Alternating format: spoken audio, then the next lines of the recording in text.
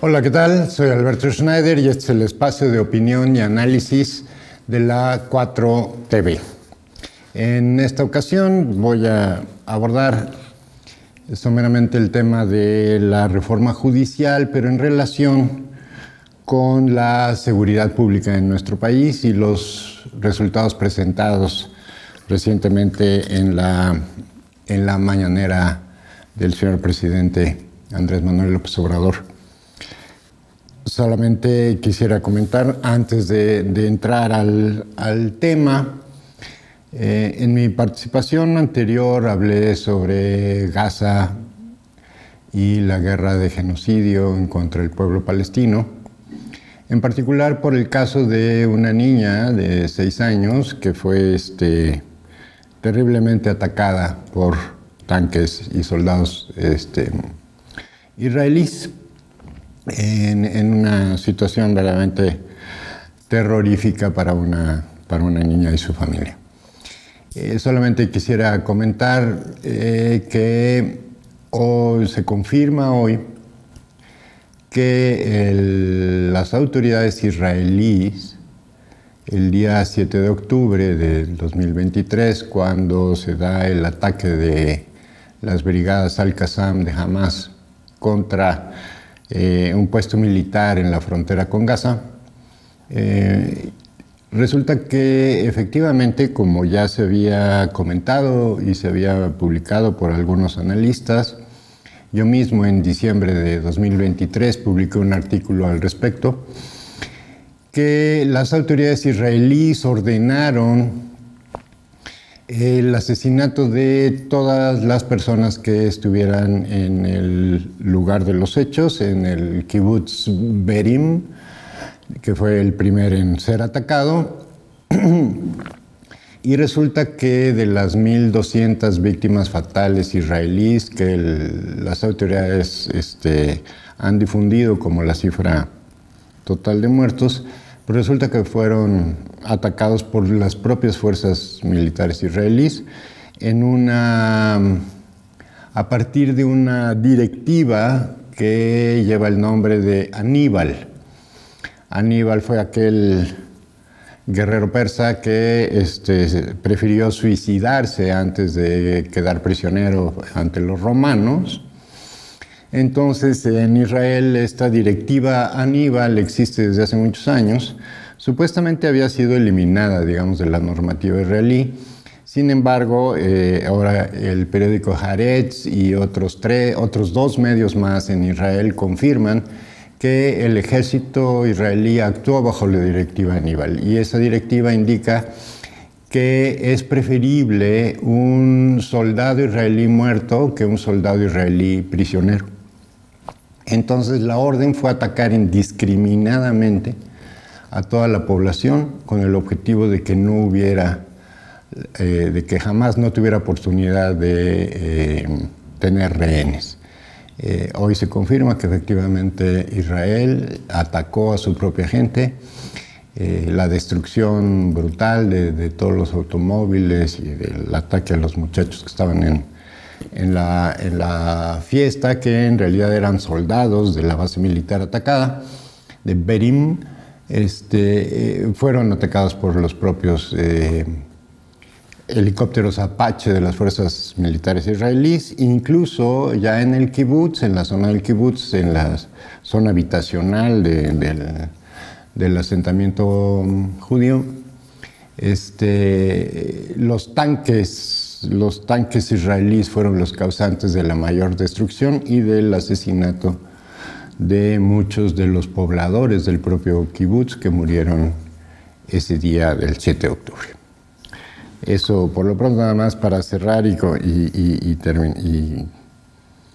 darle vuelta un poco al tema que había tocado, porque bueno, estamos presenciando un genocidio en tiempo real y pues no podemos hacer gran cosa más que seguir hablando del tema.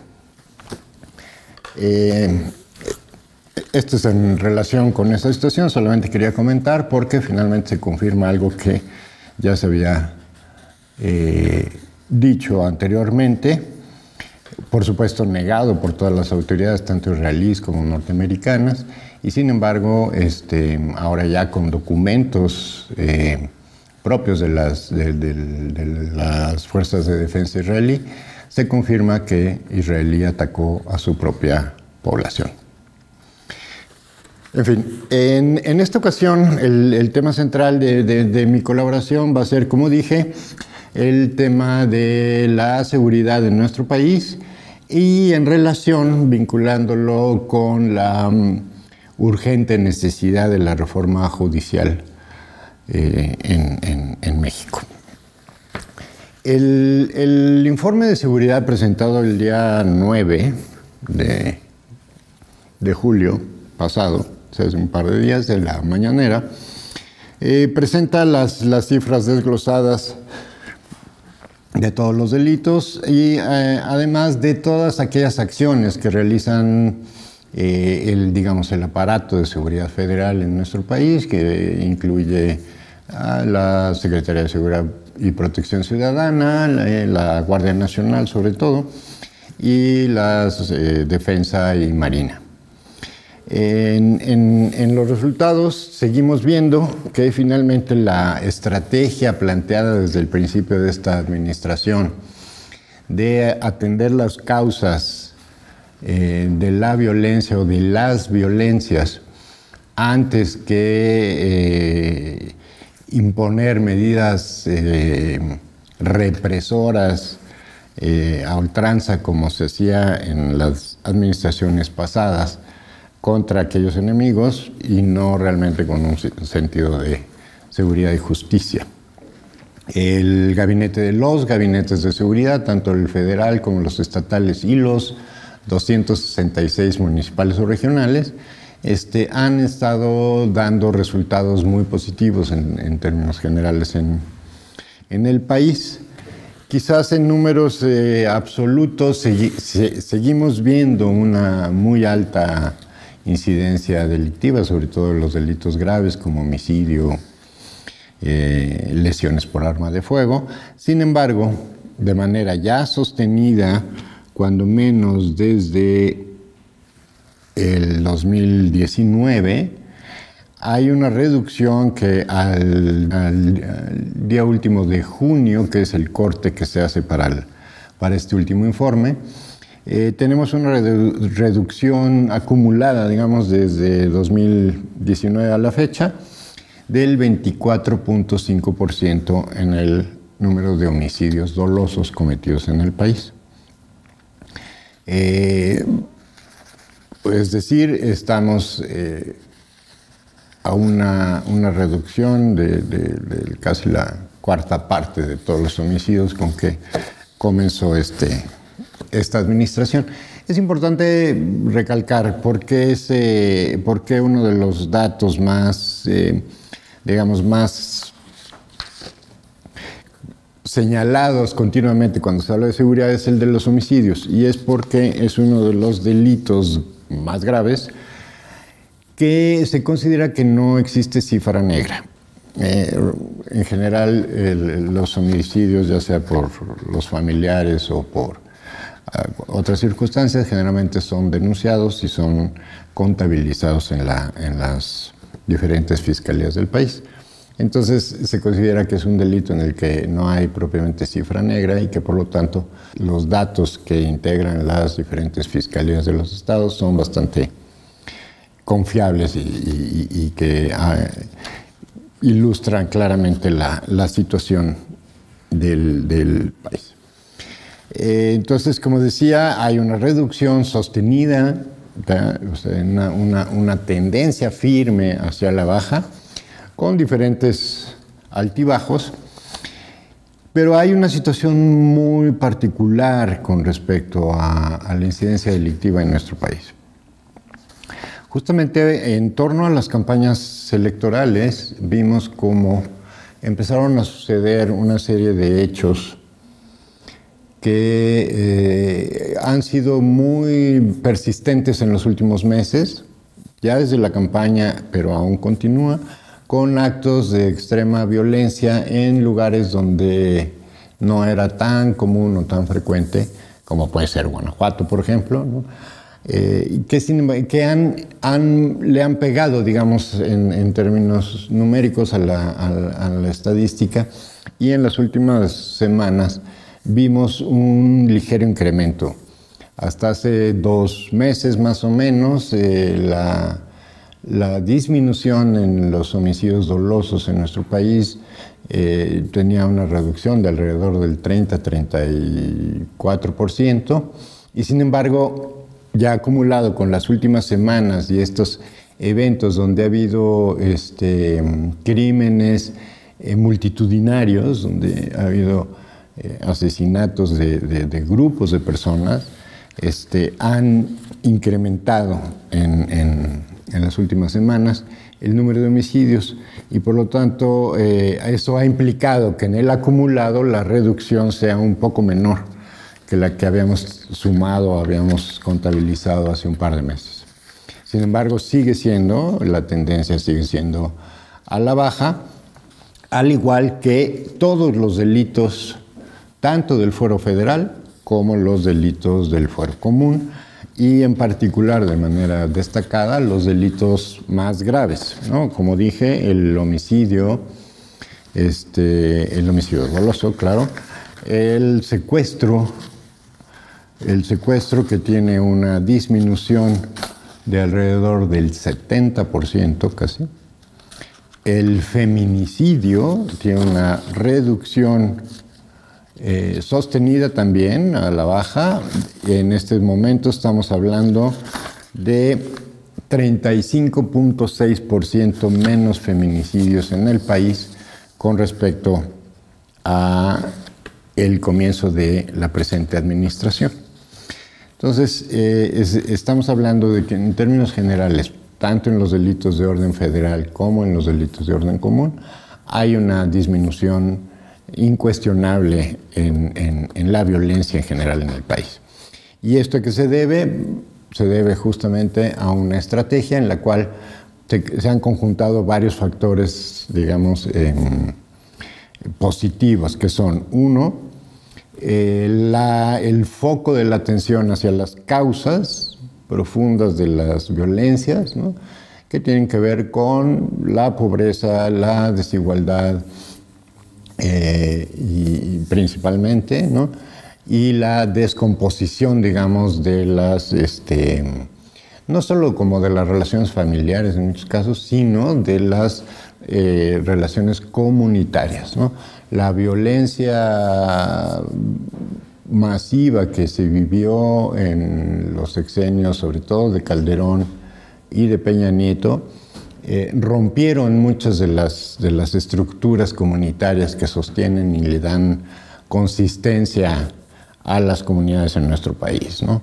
La fractura fue muy profunda, y pues con todos los esfuerzos que ha realizado el gobierno federal, desde los programas sociales, la atención a la salud y ya de manera muy concreta el tema de la seguridad, coordinando los 3 niveles de gobierno en la atención a los problemas locales en territorio en relación con la violencia, han sido los factores que de manera conjunta han permitido que estos resultados finalmente positivos, ¿no?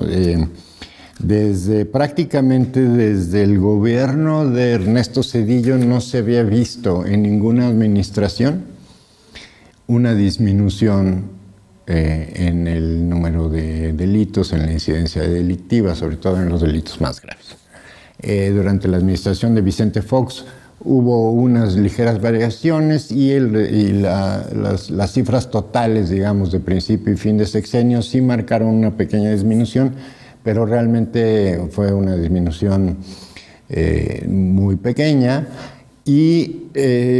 pero que se revirtió en los últimos meses de la administración de Felipe Calderón, justamente con la intención de encaminar un proyecto de seguridad que impone inmediatamente entrando Felipe Calderón, con los resultados catastróficos que todos conocemos. Y no deja de ser importante y no hay que dejar de mencionarlo y de insistir en el tema. El homicidio doloso en nuestro país y en general la violencia grave, ¿no? Sobre todo aquellos delitos que se cometen con armas de fuego o que se cometen por grupos organizados de la delincuencia organizada, se siguen concentrando en una pequeña, muy pequeña parte del país, en diferentes lugares, pero que en el conjunto resultan zonas muy focalizadas. De entrada, 6 estados, de los 32 estados que componen nuestro país, concentran prácticamente la mitad de los homicidios. Tenemos, por ejemplo, y esto viene sucediendo de esta manera desde hace muchos años, no nada más en esta administración, sino desde las administraciones pasadas. Tenemos 7, 8 estados que a lo largo de los años, a lo largo de los meses, aparecen siempre en los primeros 5 lugares con mayor número de homicidios en el país. En primerísimo lugar y prácticamente con el honroso primer lugar desde hace más de una década, aparece Guanajuato, justamente y de manera coincidente con la llegada a la Fiscalía del Estado del fiscal actual, Carlos Amarripa, que ya lleva 14 años en el puesto y todavía le quedan 5 más, gracias al panismo en el Congreso que modificó la ley para ampliarle el plazo a un fiscal que tiene el mayor número de homicidios dolosos en el país desde hace más de una década. Guanajuato aparece siempre en primero o si acaso en segundo lugar. A veces algún otro estado de los principales lo rebasa, pero Guanajuato sigue siendo la joya de la corona en la violencia de este país. Tan solo Guanajuato, solito Guanajuato, representa casi el 20% de todos los homicidios cometidos en el país. El 20% ocurre en Guanajuato, nada más. Y no solo el problema es que sea de Guanajuato, así nada más. Por ejemplo, Baja California aparece y sigue apareciendo, por desgracia, también en los primeros lugares desde hace mucho tiempo. Pero sin embargo, por ejemplo, en Baja California es muy particular el caso. Prácticamente todas las cifras de violencia en Baja California se concentran en la ciudad de Tijuana. O sea, si Tijuana no estuviera en Baja California no aparecería jamás en los primeros lugares de violencia en el país. A diferencia de Guanajuato. O sea, en Baja California, que en el último reporte de junio aparece en segundo lugar con 1,200 homicidios, prácticamente todos los homicidios en Baja California sucedieron en Tijuana, a veces en Ensenada un poco. Pero Guanajuato no solo ocupa el primer lugar nacional, y como dije, desde hace décadas, sino que sus 5 ciudades principales son parte de las 50 ciudades más violentas del país. Y no solo son parte de las 50 ciudades más violentas del país, sino que son parte de las 10 primeras ciudades más violentas del país. Guanajuato, León, Celaya, Irapuato y Salamanca ocupan siempre los primeros lugares en el número de homicidios, lesiones por arma de fuego, secuestro, extorsión y demás. Entonces, si vemos el panorama a nivel nacional, vemos que finalmente la violencia, que sigue siendo un gravísimo tema y sigue siendo una gran preocupación de todo el mundo, tenemos un problema que no se va a poder resolver mientras las autoridades locales no colaboren como debían estar colaborando. Recordemos que Guanajuato se negó a participar en los gabinetes de seguridad del país. Incluso el Congreso del Estado de Guanajuato negó la autorización a la Guardia Nacional para ingresar al Estado como coadyuvante en las tareas de seguridad. Recordemos que la Guardia Nacional no actúa por sí sola, actúa siempre en colaboración y como coadyuvante, como apoyo a las labores de seguridad en los estados y en los municipios a petición de parte. Es decir, tiene que haber, digamos, un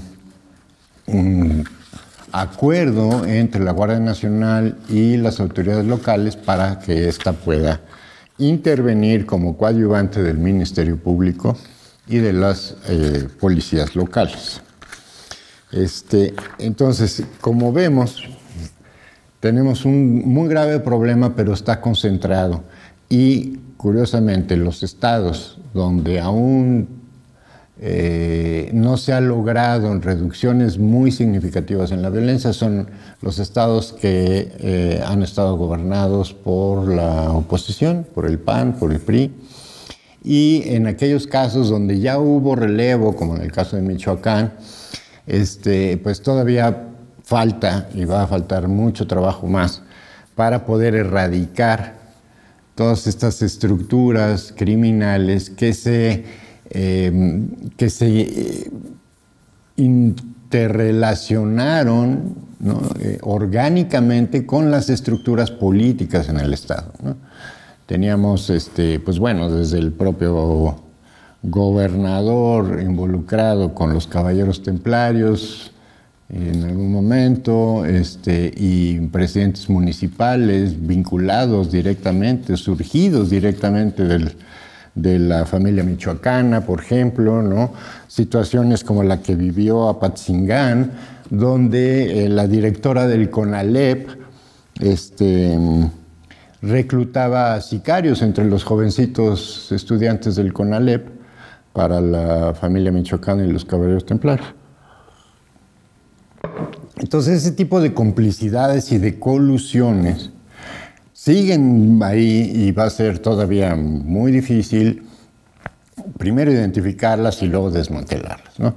Tenemos el involucramiento de altos niveles de funcionarios públicos, diputados, senadores y, pues como lo vimos con la huida de Medina Mora, hasta ministros de la Suprema Corte de Justicia vinculados con la delincuencia organizada en nuestro país. Entonces, justamente, pues bueno, 6 años de una estrategia radicalmente diferente que busca romper ese tipo de complicidades, por un lado, que busca atender las causas profundas de las violencias contra las mujeres, las violencias contra los niños, las violencias intrafamiliares, pero también la violencia pública de las organizaciones criminales. Va a requerir todavía mucho trabajo en la misma dirección. Seguramente la doctora Claudia Sheinbaum, nuestra presidenta electa, ya lo dijo, la estrategia va a continuar con sus ajustes, con sus diferencias, haciendo mucho énfasis en el tema de la inteligencia policial, la inteligencia social, como una base de información que puede ayudar a las policías y al sistema de seguridad a mejorar su actuación. Pero aún así va a requerir mucho trabajo, mucha colaboración de la sociedad, porque estas estructuras criminales que permearon el sistema político, pero también económico, el dinero se lava a través de empresarios, no de políticos. Generalmente nos enfocamos en nuestra crítica a gobiernos y autoridades electas o no, pero a las autoridades, y dejamos de lado la parte privada.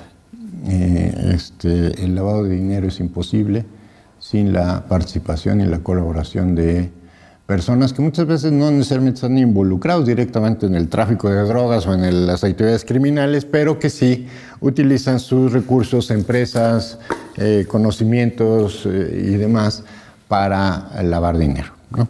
Lo vemos, por ejemplo, muy claramente en Latinus, nada más y nada menos, ¿no? Se acaba de confirmar, el presidente de la República lo presentó en la mañanera y las autoridades informaron al respecto de cómo es que los gobiernos estatales, particularmente el de Tamaulipas, Michoacán y otros, transfirieron dinero de los servicios médicos, ¿no? 400 millones para mastografías destinados al gobierno de Michoacán fueron transferidos a Latinus, a la operación de Latinus, para pagar los sueldos millonarios, hacer las producciones millonarias de los montajes que ha realizado este señor. Eso es delincuencia organizada. Eso es delincuencia organizada. También sabemos que Silvano Aureoles colaboró con lo que en su momento se llamó Caballeros Templarios, pero que en general ha sido siempre la llamada familia michoacana, con diferentes nombres y diferentes denominaciones, con altas y bajas, grupos y fracturas y reuniones de diferentes grupos del Estado, incluso también de otros estados como Michoacán o el Estado de México, pero que sin embargo siguen operando y que tenemos todavía una muy gran red de complicidades en todos los niveles, ¿no? El nivel político y el nivel económico. Eso se va a tener que seguir trabajando y para eso, quizás de ahí la importancia que le ha dado la doctora Sheinbaum al tema de la inteligencia. En esta administración se logró un modelo de coordinación real, efectiva, no nada más del papel o no nada más reunioncitas que se realizan cada tanto y luego cada quien se regresa a sus estados a hacer lo que mejor puede o lo que peor puede, sino que realmente se dio una coordinación obligada prácticamente por las circunstancias bajo un esquema muy creativo, muy innovador en nuestro país. Este modelo sí se refuerza con un mayor trabajo de inteligencia, con mayor profundidad, aprovechando también lo que se llama la inteligencia social. La gente que en general tiene mucha información y conoce muchas cosas. Generalmente nadie se atreve a hablar porque hay una enorme desconfianza en las autoridades. Sin embargo, en la medida en que esta confianza va aumentando, y lo vemos también que ha ido aumentando la confianza en las autoridades, incluso aún en aquellas que tradicionalmente son las que menos confiamos, como los ministerios públicos, ese paulatino ganar confianza entre la población también va a contribuir mucho a disminuir los índices de violencia que sufrimos todavía en nuestro país, ¿no? Por eso es tan importante que la reforma judicial avance. Lo vemos ahora con toda esta actividad inaudita en muchos juzgados del país que han estado liberando de manera expedita a grandes figuras de la delincuencia organizada en nuestro país. Tengo para mí, y no simplemente es una hipótesis que habría que confirmar y obviamente va a ser muy difícil, pero que es parte de una estrategia para desbancar en el último tramo de esta administración y que el presidente Andrés Manuel López Obrador no pueda presentar mejores resultados de los que hasta ahora hemos tenido. Tal parece que hay toda una intención de ponerle un pie en el último tramo a la administración del presidente Andrés Manuel López Obrador, justo en el tema de la seguridad y la violencia. Por eso es tan importante que la reforma judicial avance, porque es la oportunidad que tenemos de comenzar una nueva reestructuración del Poder Judicial y poder iniciar una limpia de todo aquello que está podrido y que, por ejemplo, en el caso de las policías, pues nos ha llevado 6 años y aún falta mucho. Lo mismo va a ser con el Poder Judicial. Por eso es tan importante que la reforma judicial pase. En sus términos generales seguramente habrá algunas diferencias, algunos ajustes a partir de los foros que se han estado llevando a cabo y que la iniciativa aprobada tenga algunas diferencias con lo que presentó el presidente Andrés Manuel López Obrador, pero la dirección en la cual apunta la reforma judicial es fundamental y es imprescindible que avance en nuestro país. Sin esa reforma judicial, todos los esfuerzos en materia de seguridad van a seguir siendo parciales y van a seguir topándose con pared cuando policías y soldados se enfrentan a la terrible situación de que después de arriesgar la vida por pretextos verdaderamente ridículos y nimios, como fue la liberación del hermano del Mencho, el juez liberó al hermano del Mencho bajo el argumento de que el señor tiene 70 años y que a los 70 años pues no es posible que haya podido traer un rifle AK-47.